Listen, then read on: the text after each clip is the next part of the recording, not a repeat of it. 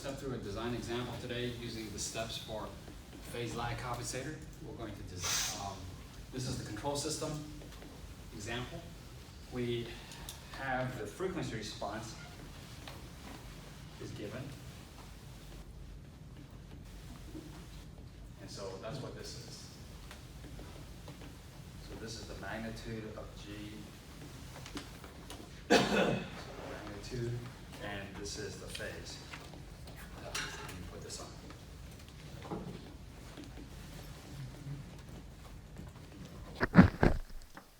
Okay, so this is the system that we're working with.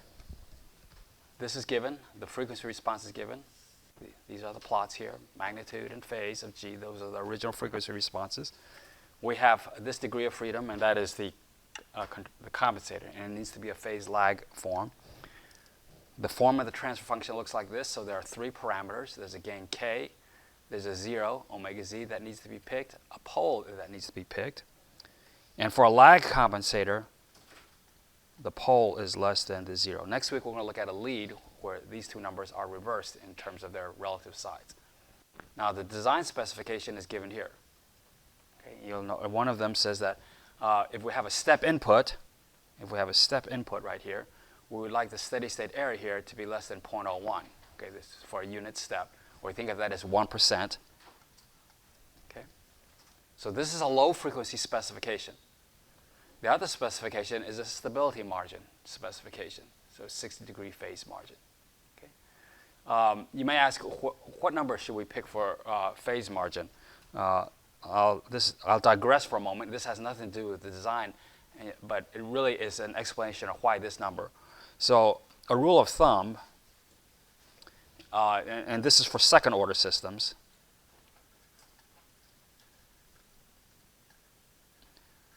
If it's a second order system, a rule of thumb is that if you take the phase margin and divide by 100, that is approximately going to be the damping ratio, damping factor.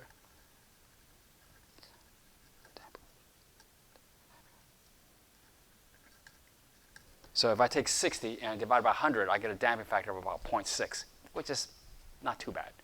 Okay. Generally, the larger damping ratios give us less overshoot, but this is for a second order system.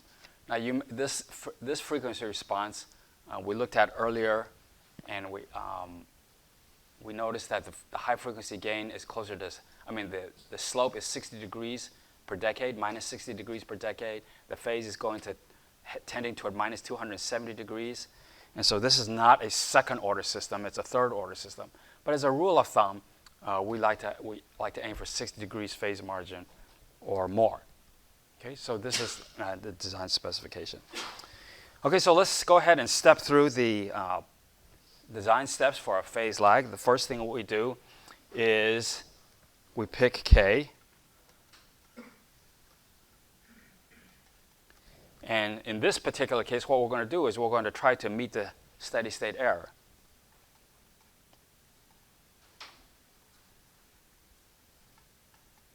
We want it to be less than 1%. Okay. Now, the steady state error formula tells us that E steady state for a step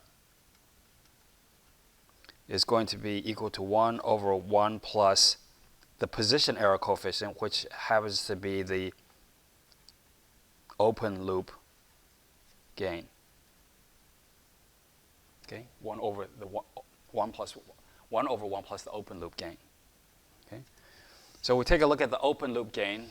Right now, nothing has been designed. The only thing that we have is just this part. This is the open loop. We're going to add something here, and the open loop gain at DC, these two terms go away. When S is equal to 0, this goes away, this goes away. So the only thing that's going to be added now is the gain K. So K is going to be added to the open loop gain. So the open loop gain here is going to be K times the gain of the process at omega equal to 0. Okay? So at omega equal to 0, we have this gain. We want this to be less than 0.01. So the bottom needs to be 100 or bigger. Okay? So what we need is we need the bottom, this denominator, to be 100 or more. Okay, so we need to, let's go ahead and say this is 100. That's 40 dB. We already have 20 dB, and so we need an additional 20 dB. So this is going to be the gain K.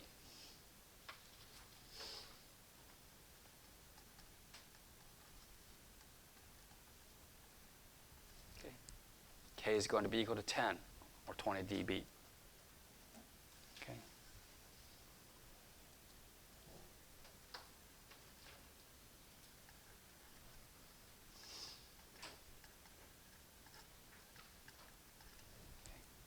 That's how I got K. Okay, the plant already has a little bit of gain. We need a gain of 100 because I'm trying to get this to be less than 1%. Okay, everybody see that? 1 over 101, that'll work. Let's make that 100. This term here is 100. So solve for this. Okay.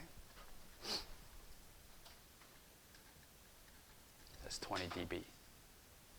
So that's the first thing that happens. And so as a result, you got to sketch in this curve. Okay, sketch in the dash curve. Now we work on the dash curve. From here on out, work on the dash curve.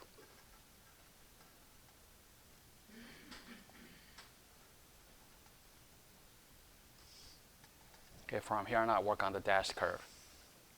The phase didn't change because all we added was a gain of K with no sign changes. All right, so the next specification we want to take a look at is, all right, so we've got this checked off. We've got this checked off. The next one is the phase margin. So we will take care of that with the 0 and the pole. All right, so let's find the frequency.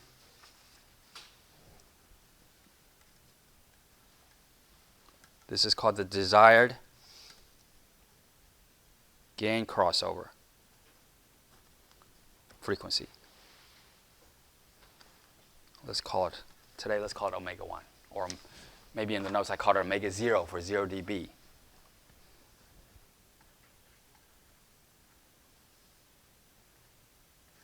Okay, omega 1, omega 0. So the desired gain crossover is where the phase must equal to, if I want a 60-degree margin, I want a phase of minus 120 degrees. Okay? You see how I got that? I want a margin of 60 degrees, which means I need to be 60 degrees from 180, so I need to see where the phase is 120. Okay?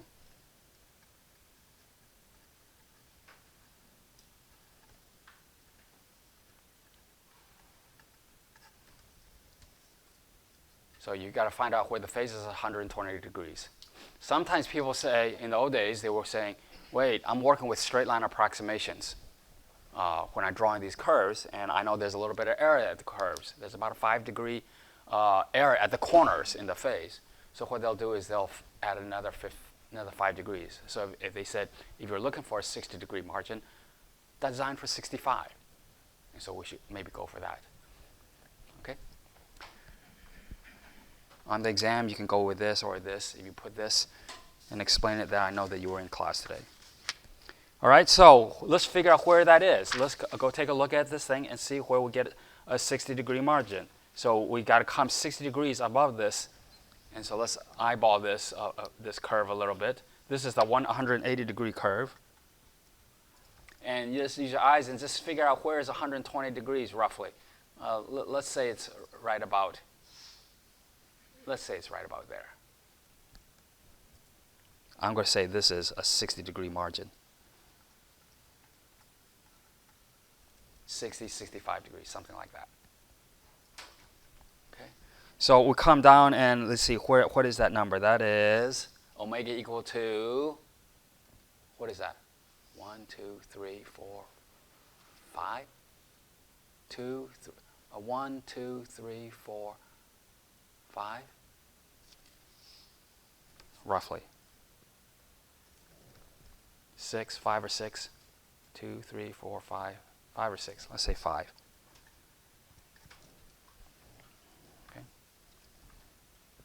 Does anybody have any questions about how I'm finding the desired omega 1?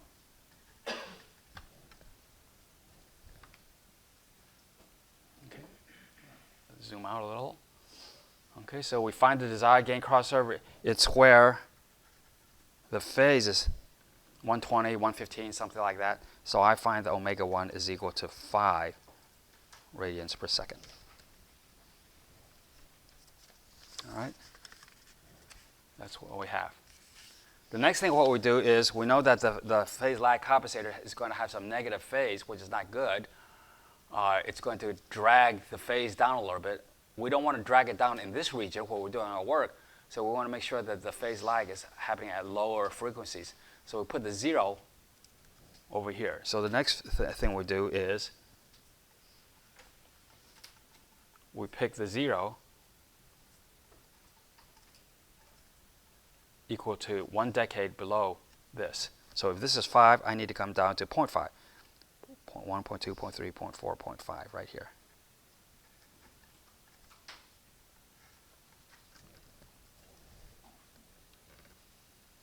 Okay. So basically I see where 180 degrees is. I go 60 degrees above it. Find out where 60 degrees above it. I find that point. Drop down into the frequency scale. Read it. Divide by 10. And that's omega z. Okay. Now what we're saying is we would like this to be the gain crossover. This is the desired gain crossover. But we come up to 2, 3, 4, 5. We come up to the magnitude plot. Let's come up to the magnitude plot. And we say, we're working off the dashed line now. And we say, wait, I got too much gain. I need the gain curve to go through this point right here. Don't look at the solid curve here now. Okay, I'm just drawing a circle here because this is 0 dB. I want this dashed curve to go through this point, but it's not. Okay, so in other words, I would like something that does this, but it's not doing that right now because it's too high. So what I have to do is I have to read this gain. That has to be adjusted out with the pole. So this is excess gain. This is excess gain at omega 1. Okay, so we pick the 0. The fourth thing we do is read the excess gain at omega 1. Read the excess gain. We want omega 1. We want this point to be where we measure phase margin. Phase margin is measured at the gain crossover. Gain crossover is, ooh, it's not here. I got too much gain. So let's read that and see what we get. I think I get, looking at that, I get about, today it's about 20 dB. Okay. Read the excess gain at omega 1, it's 20 dB. Let's convert it out of dB.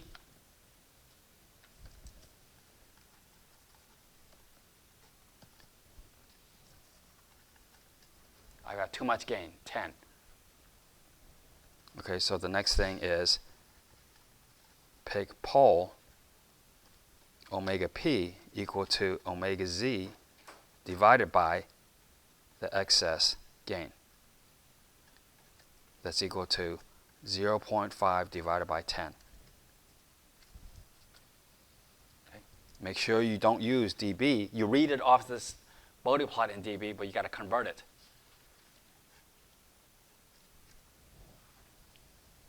So that is 0.05. 0.05. Okay, so in summary, we got k equal to 10, omega z equal to 0.5, omega p equal to 0.05.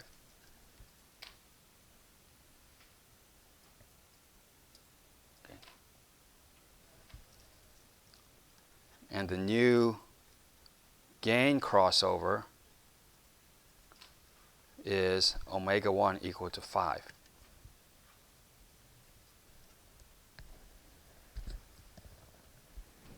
All right. Now what we're going to do is we're going to go back to our frequency response plot and put in these the compensator. All right. So we have put in a compensator. The compensator increased the gain by 20 dB, so it raised it up. we have a 0 at 0.5, 0.2, 0.3, 0.4, and we have a pole at 0.05, 2, 3, 4, 5, like so.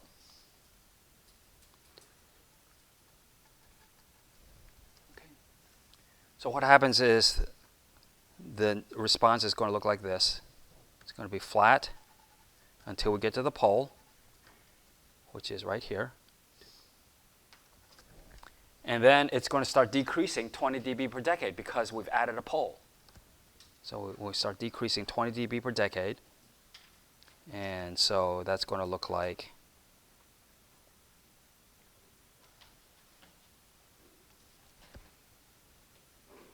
this. Okay. You hit the 0, and then it goes back to being flat. Okay, it goes back to flat, but the curve is already also starting to decrease. So then I follow the curve. And so the compensated system, if I've done everything right, looks like this. I've increased the low frequency gain, I've depressed the high frequency gain so I get the desired margin. Let's take a look at what happens in the phase. We have a corner here, which means that we have a corner in the gain plot here, which means the phase corner is going to be a decade below. There's going to be a corner right about here. There's going to be a corner there. A decade above is another corner there. Okay, and then this one's going to have the 0 introduces a corner in the magnitude plot, but in the phase plot there's a corner a decade below and a decade above.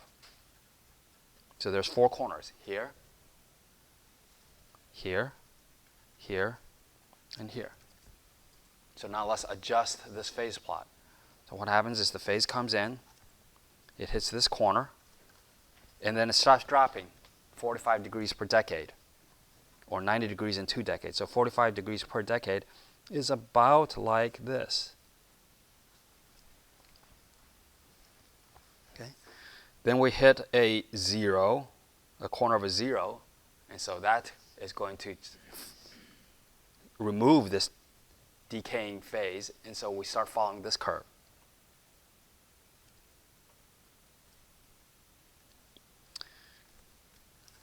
And then what we're going to do is we're going to hit another corner right here. That's where the this is the pole goes away, and so the phase will start increasing. It's going to instead of coming down this way, this looks like about at this slope, it's going to be about half that slope, and so it's going to start doing this until we hit here. And then finally the corner goes away, and then we follow the curve. The 0 goes away. So it's going to do this. So we've done everything right. The phase curve will go right through here where we measured it. But we've dragged down the phase a little bit because of the compensator.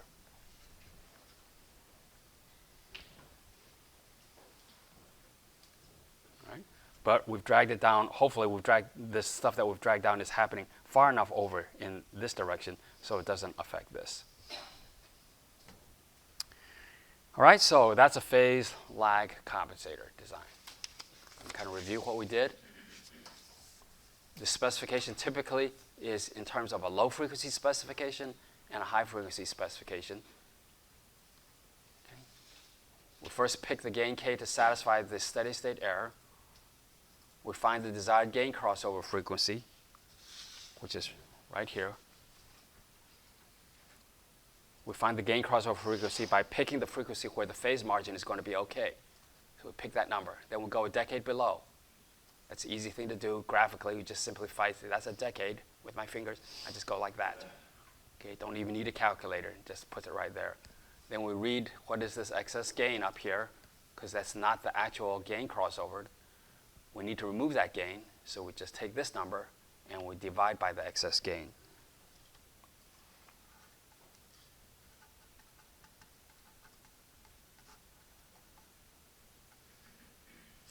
Okay. But we have to remember, we're not dividing by dB, we're dividing by something converted out of dB. All right, so that is one type of lag compensator. All right. Now let me speak briefly about another type of lag compensator, and that is proportional plus integral control. Okay. Proportional plus integral. We call this a PI controller. Okay, so the compensator is of this form. It has two gains, Kp, P for proportional, and then an integrator. An integrator we represent in transform domain as a 1 over S. Okay.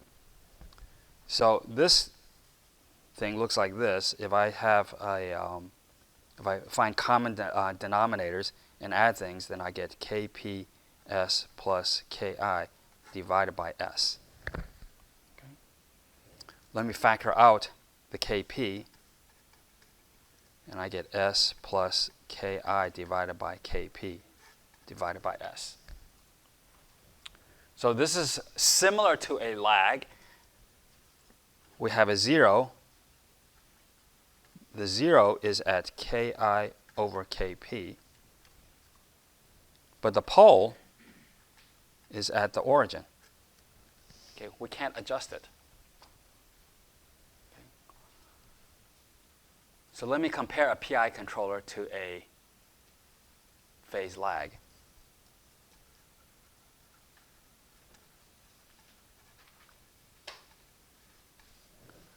If I compare the phase lag compared to a phase lag, let's take a look at the magnitude versus frequency and the phase versus frequency. So this is the magnitude versus frequency, and this is the phase versus frequency. The lag compensator has a pole and a 0 like this. Okay, this is the lag. And its phase starts off at 0 degrees, and it dips, and then it comes back up like so. And here's the pole, and here's the 0. Okay? And minus 90 degrees is somewhere down here. Okay, how close the dip gets to minus 90 degrees depends on the separation of the pole and 0. So this is the phase of the lag. A PI compensator, the pole is at the origin, 0, omega equal to 0. So it looks like this. It's a little different. It goes like this. This is the PI. Okay, the phase lag has a DC gain equal to K. The PI compensator has infinite DC gain.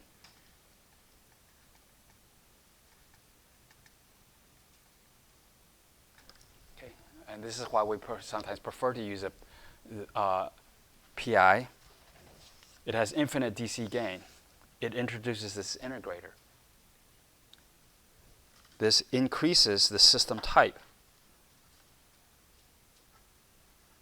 It increases the system type number. When you have infinite DC gain, that means with a step input, you have 0 steady state error. So this is why we like using the PI. Now the phase, however, the phase starts off at minus 90 degrees. So at low frequency, all we have is a 1 over j omega. So it starts off like this. It starts off at negative 90 degrees, and then eventually goes to 0. So this is the phase of the PI.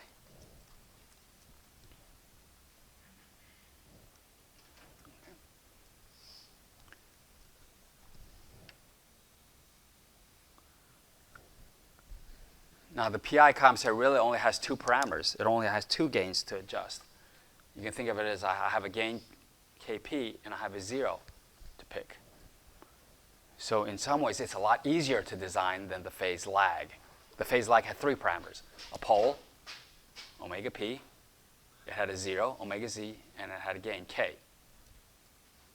But with the PI compensator, you only have two parameters, K and omega Z. Omega P has already been picked. Okay. So look on Canvas.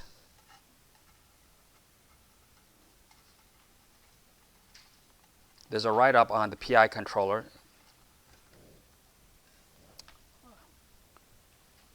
It's called PI example. But let me step through it real quickly. Because we only have two parameters, the procedure is a little bit more simple. The first thing we do is pick a desired gain crossover.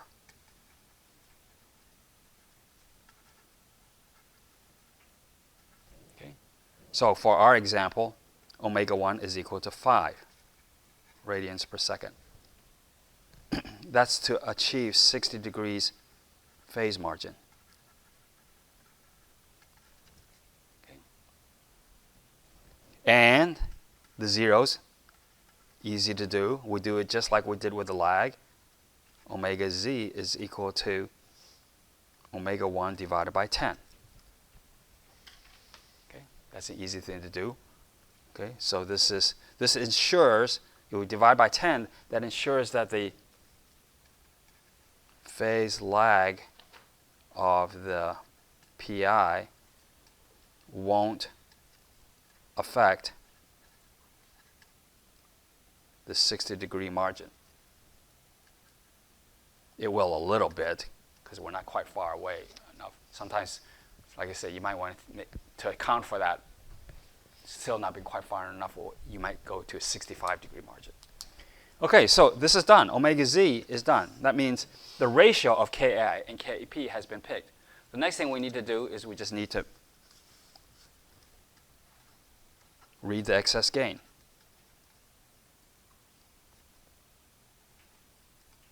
If there is an excess. If there's a deficiency, it would be a deficient gain. Okay. So what we need to do then is we need to then adjust. We need to adjust Kp. We need to adjust Kp so that the gain is correct.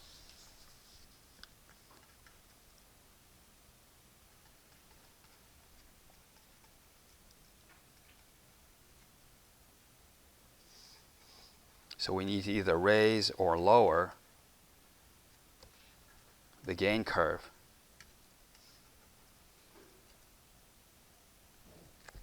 Okay, we need to basically raise or lower the gain curve so that it passes through 0 dB at omega equal to 1.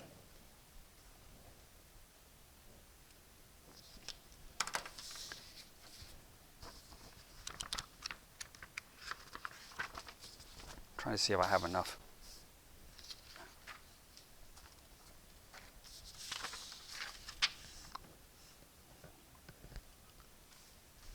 Do we have some extra sheets back there? Let's do a PI real quick on these sheets. 1, 2, 3, 4. 1, 2, 3, 4, 6. We got some back there?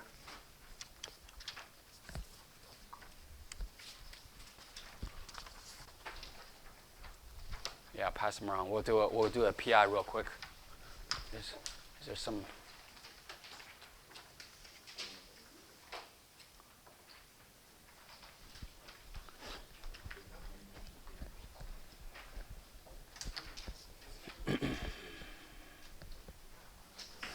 Okay.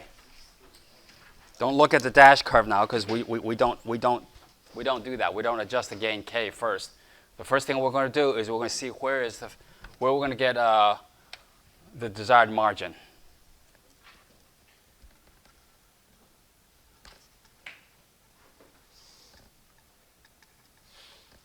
Okay, the desired margin is 60 degrees. Maybe 65 degrees, 60 to 65 degrees. So here's 180 degrees. I need to go 60 to 65 degrees above that. So that's probably right about here.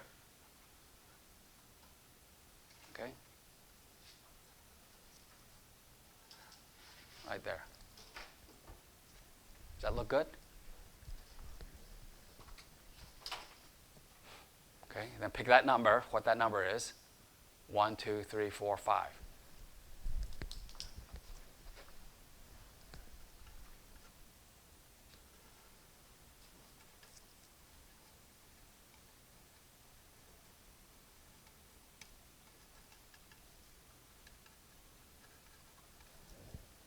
Okay. The next thing we would do is then 0. Pick the 0, omega z, equal to omega 1 divided by 10. Okay. So here's omega 1. Omega z is a decade below that. Okay, just did a divide by 10. Okay.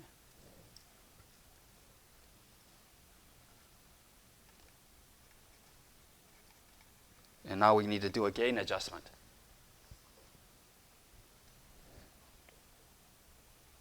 Okay. Let me know if I'm going too fast. Okay. So I want 60-degree margin here, which means I want this thing to go through 0 dB at omega equal to 5. 1, 2, 3, 4, 5. That's the desired omega 1. I come up here and I say, oh, I'm pretty close. Here's here's 0 dB. I'm pretty close. Maybe off a little bit. Maybe off a little bit.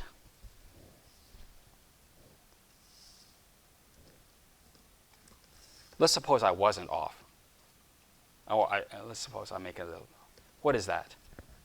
What is that difference there? Anybody want to estimate?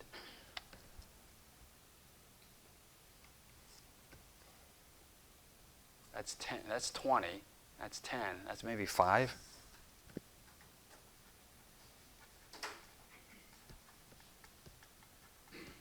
So I need to remove 5 dB. Okay. So let's convert 5 dB with our calculator. Let's convert 5 dB with our calculator. 10 raised to the minus 5 over 20. Okay? The 20 comes from the fact that dB is defined using 20 times log. So take the minus 5 divided by 20 and then say 10 raised to that. 10 raised to the negative 0.25. Did I do that right? Yeah. So that's our gain K.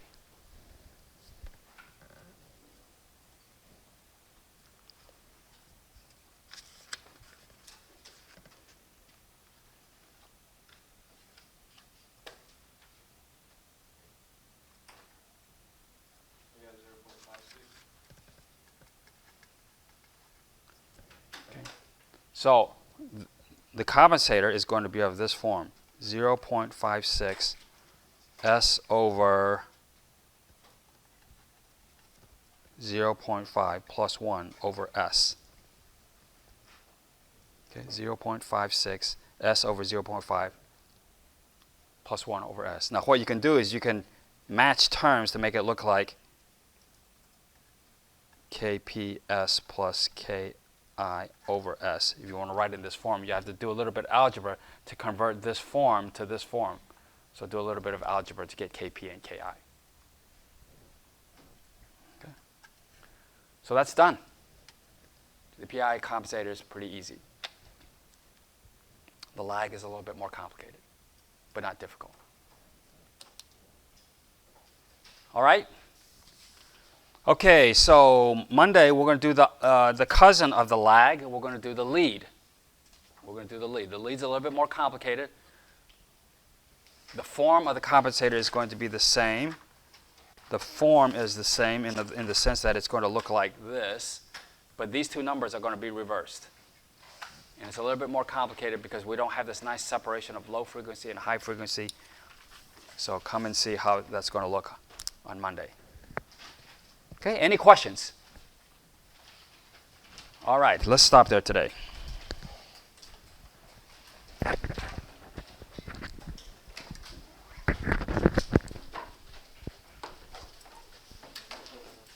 just want to look at your graph.